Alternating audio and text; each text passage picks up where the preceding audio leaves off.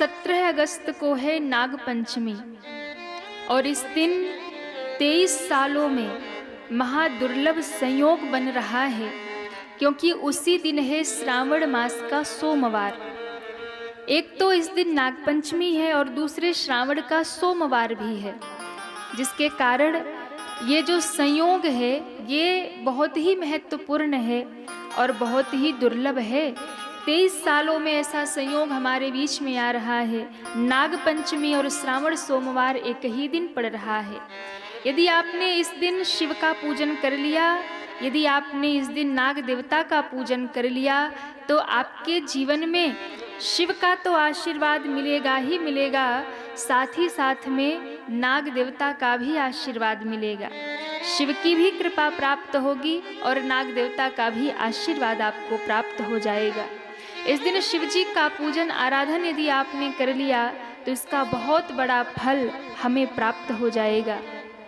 इस दिन नाग पंचमी के दिन यदि आप चाहते हैं कि नाग देवता आपके घर की रक्षा करे, आपके बच्चों की रक्षा करे, आपके परिवार की रक्षा करे, तो नाग पंचमी श्रावण सोमवार इस दिन एक बहुत सुंदर उपाय आप अवश्य करें।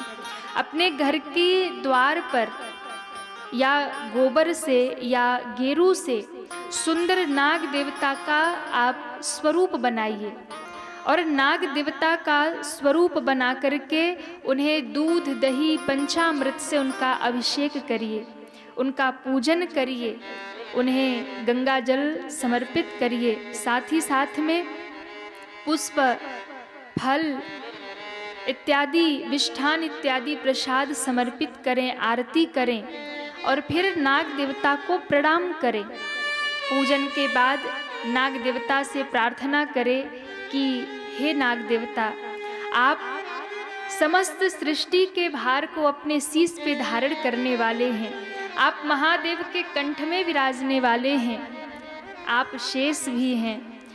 आप कृपा करिए, हमारे पूरे परिवार की और हमारे बच्चों की रक्षा करिए। इस दिन यदि आपने नाग देवता का पूजन कर लिया तो नाग देवता आपकी आने वाली पीढ़ी की, आपके बच्चों की, आपके परिवार की हमेशा ही रक्षा करते हैं।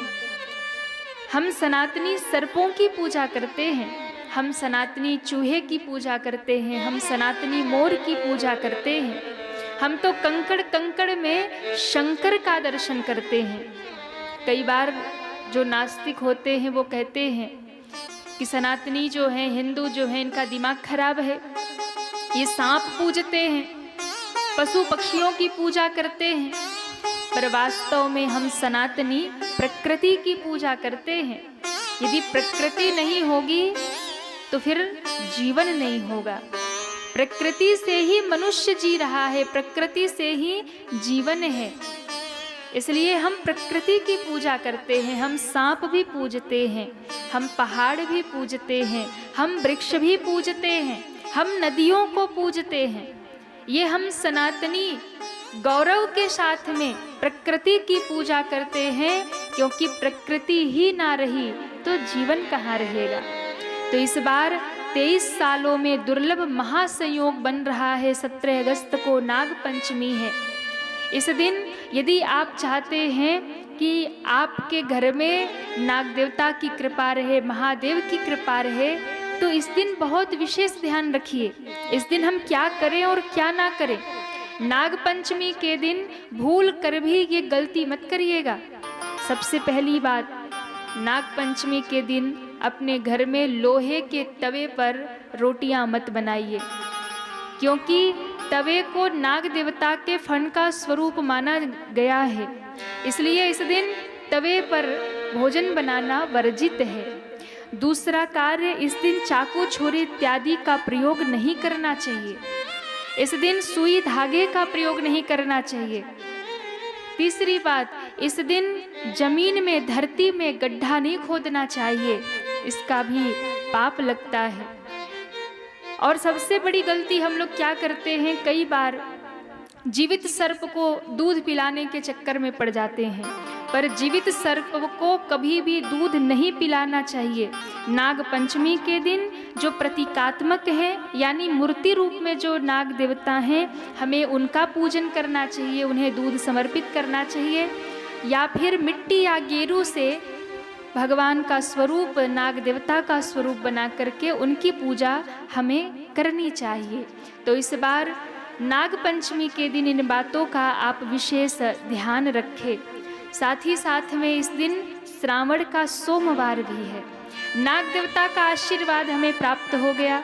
अब महादेव की कृपा प्राप्त करने के लिए इस दिन भगवान शिव का आप सुंदर गंगा जल से अभिषेक करें, भगवान शंकर को बेल पत्र समर्पित करें। इस दिन भगवान शिव को श्वेत पुष्प अवश्य ही समर्पित करें। ओम नमः शिवाय का जप करें और संध्या के समय में शिव मंदिर में दीपदान अवश्य करें। श्रद्धा पूर्वक भगवान शंकर से प्रार्थना करें, बेलपत्र समर्पित करें और अपनी मनोकामना भगवान को कहें। सोमवार के दिन, श्रावण मास के सोमवार के दिन जब आप व्रत कर रहे हैं, महादेव का पूजन कर रहे हैं, तो उस दिन क्रोध ना करें। इस दिन किसी से विवाद ना करें, झगड़ा ना करें, लड़ाई ना करें। साथ ही साथ में यदि आप चाहते हैं कि आपके बच्चों की उम्र लंबी हो, आप चाहते हैं कि आपके बच्चों की तरक्की हो, आप चाहते हैं कि शिव की कृपा निरंतर आप पर बनी रहे, तो इस श्रावण मास में, इस श्रावण के महीने में जो माताएं हैं वो 4 काम अवश्य करें। सबसे पहला उपाय कि हर श्रावण के सोमवार के दिन जो सौभाग्यवती माताएं हैं वो पूर्ण श्रृंगार करें और श्रृंगार करके माता पार्वती को भी श्रृंगार की वस्तुएं चढ़ाएं।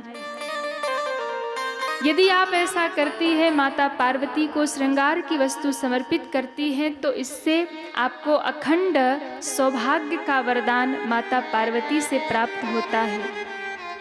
श्रावण मास के सोमवार को अपने घर के मंदिर में या फिर आपके आसपास कोई मंदिर हो तो वहाँ जाकर के दीप जलाएं, किसी बेल के वृक्ष के नीचे दीप जलाएं। और साथ ही साथ इस श्रावण में या सोमवार के दिन एक बेल का वृक्ष किसी शिव मंदिर के पास या अपने घर के आंगन में एक बेल का वृक्ष अवश्य लगाएं, क्योंकि बेल का वृक्ष सौभाग्य का प्रतीक माना जाता है, शिव का स्वरूप माना जाता है।